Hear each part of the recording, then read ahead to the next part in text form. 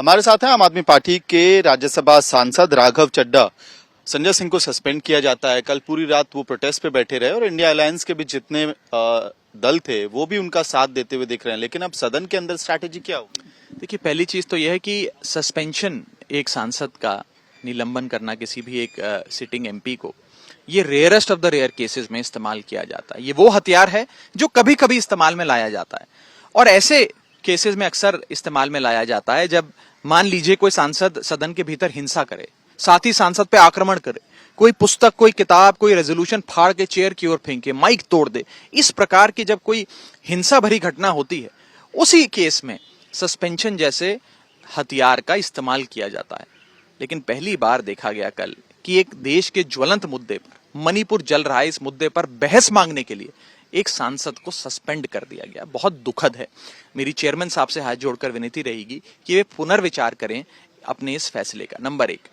Number 2, Sushma Swaraj ji जब leader of opposition हुआ करती थी, अरुण जेटली जी जब राज्यसभा के विपक्षी दल के नेता हुआ करते थे, वो अक्सर मांग किया करते थे कि ज्वलंत मुद्दे पर बहस हो। जब सरकार बहस नहीं कराती थी तो वे संसद की कार्रवाई को स्थगित करते थे, रोकते थे और कहा करते थे कि संसद को रोकना, ज्वलंत मुद्दे पर बहस की मांग करना देश के लोकतंत्र को और संसदीय परंपरा को और मजबूत करता है। मैं तो अरुण जेटली जी और सुषमा स्वराज जी के उस कथन की याद भी बीजेपी को नहीं दिला रहा। मैं तो बस इतना कह रहा हूं कि रूल 267 के अंतर्गत एक डिटेल्ड चर्चा मणिपुर के विषय पर हो। मणिपुर का विषय केवल मणिपुर का विषय नहीं है, ये राष्ट्र सुरक्षा का मसला है। आज मणिपुर की छींटें मिजोरम तक आ गई हैं। आज के सुबह के अखबार आपको ये बताएंगे कि मिजोरम में इस प्रकार की गतिविधियां शुरू हो रही हैं। पड़ोसी राज्यों में फैलता जा रहा है और हमारे देश का एक अभिन्न अंग, एक क्रिटिकल बॉर्डर स्टेट मणिपुर 80 दिन से जल रहा है। लेकिन मन की बात करने वाले, हर रविवार मन की बात करने वाले मणिपुर की बात नहीं कर रहे हैं। ये दुख है, हम सबको दुख है, देश की आवाम को दुख है इस बात का। लेकिन सरकार कह रही है कि विपक्ष डिस्कशन नहीं चाहती है। सरकार तो रेडी है इस पूरे मामले पे बातचीत करने के लिए। देखिए, हम रोज नोटिस दर्ज कर रहे हैं। आज भी मैंने रूल 267 के तहत, आज चौथा दिन है मॉनसून सत्र का, 4 दिन लगातार नोटिस दर्ज कराया। आज फिर अभी नोटिस सबमिट कर आ रहा हूं, संसद भवन के भीतर गया था। लेकिन हमारे बहस के नोटिस एक्सेप्ट नहीं हो रहे हैं। क्यों नहीं हो रहे हैं? अगर बहस कराना चाहते हैं तो आए सदन में, बहस शुरू करें, अपना वक्तव्य रखें, मणिपुर में हो क्या रहा है उस स्थिति से देश को अवगत कराएं। हम सब तो तैयार हैं बहस के लिए, हम तो लगातार कह रहे हैं। और सदन चलाना सरकार की जिम्मेदारी होती, सदन चलाना विपक्ष की जिम्मेदारी नहीं होती है। तो हम सरकार से विनती करेंगे कि मणिपुर पर बहस कराएं। और एक बात मैं जरूर आपको कहूंगा, और ये शायद देश की जनता के जहन में भी होगी, जिस प्रकार से सरकार मणिपुर की चर्चा से भाग रही है, उससे लगता है कि ये कुछ छुपाना चाहते हैं। कुछ ऐसी चीज है जो वो चाहते हैं कि जनता का ध्यान उस पर आकर्षित ना हो। ये और बड़े प्रश्न चिन्ह खड़े करता है। और मैं आपसे पूछता हूं, आप कई सालों से पत्रकारिता कर रहे हैं, अगर मणिपुर के अंदर बीजेपी की सरकार नहीं होती, राज्य में गैर भाजपा सरकार होती, तो क्या अभी तक मणिपुर में राष्ट्रपति शासन नहीं लगा होता? क्या आर्टिकल 356 का प्रयोग कर तुरंत प्रभाव से वहां पे प्रेसिडेंट्स रूल लागू नहीं किया गया होता? आप मुझे बताएं, जरूर लागू किया गया होता। एक और सवाल है, लेकिन जो राज्यसभा के चेयरमैन हैं जिनके पास आप लोग अर्जी लेके जाएंगे संजय सिंह के लिए, वो खुद कह चुके हैं कि जो टेम्पल ऑफ डेमोक्रेसी है उसमें डिसिप्लिन और डेकोरम मेंटेन करना बहुत जरूरी है और कभी कभी कड़े कदम लेने पड़ते हैं उसके लिए। चेयरमैन साहब कह रहे हैं डेकोरम और डिसिप्लिन, D&D होना चाहिए।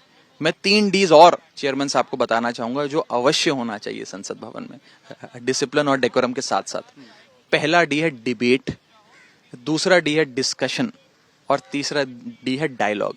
डिबेट, डिस्कशन और डायलॉग, ये 3 चीजें जब साथ आती हैं तो D फॉर डेमोक्रेसी बनता है। मेरा अनुरोध रहेगा उन्हें कि डिबेट, डायलॉग, डिस्कशन कराएं, डेमोक्रेसी को मजबूत करें। ये सारी चीजें होंगी तो डेकोरम और डिसिप्लिन साथ आ जाएगा। आज आप लोग प्रोटेस्ट भी कर रहे हैं मणिपुर के इशू पे? बिल्कुल कर रहे हैं। देश भर में आज आम आदमी पार्टी का एक व्यापक प्रोटेस्ट है। हमारी तमाम राज्य की, जिले स्तर की, विधानसभा स्तर की इकाइयां आज देश भर में प्रोटेस्ट करेंगी और हमारा प्रयास बस इतना है कि मणिपुर के लोगों की चीखें सत्ता के गलियारों में बैठे बड़े बड़े भाजपा नेताओं के कानों तक पहुंचे। एक आखिरी सवाल राघव, एन बीरेन सिंह जो मुख्यमंत्री हैं मणिपुर के, उन्होंने चिट्ठी लिखी है और कह रहे हैं, असम राइफल से सवाल पूछ रहे हैं कि 700 से ज्यादा इलीगल म्यांमारी सिटीजन्स मणिपुर के अंदर घुसे हैं पिछले 2 दिनों में, 48 घंटों में, ये कैसे हो गया? केंद्र में बीजेपी की सरकार, राज्य मणिपुर में बीजेपी की सरकार, डबल इंजन की सरकार चल रही है। फिर भी एक्सटर्नल एग्रेशन हो, इंटरनल डिस्टर्बेंस हो, बाहर से आ रहे लोग हमारे देश में हिंसा क्रिएट कर रहे हो, या देश के भीतर रहने वाले 2 समुदायों के बीच हिंसा हो रही हो, इन सारी चीजों के लिए जिम्मेदार कौन है? भाजपा जिम्मेदार है, वारदात जो भी हो। और भारत के संविधान का अनुच्छेद 355 आर्टिकल 355 ये कहता है कि केंद्र सरकार की जिम्मेदारी होती है राज्यों को एक्सटर्नल एग्रेशन से बचाना, यानी कि किसी दुश्मन ताकत को से या कोई बाहरी ताकत अगर देश पे या राज्य पर किसी आक्रमण करती है उससे बचाना, और दूसरा देश को इंटरनल डिस्टर्बेंस से बचाना, यानी कि 2 समुदाय के बीच अगर झगड़ा हो रहा है तो केंद्र की जिम्मेदारी बनती है कि वहां पर शांति बहाल कराई जाए।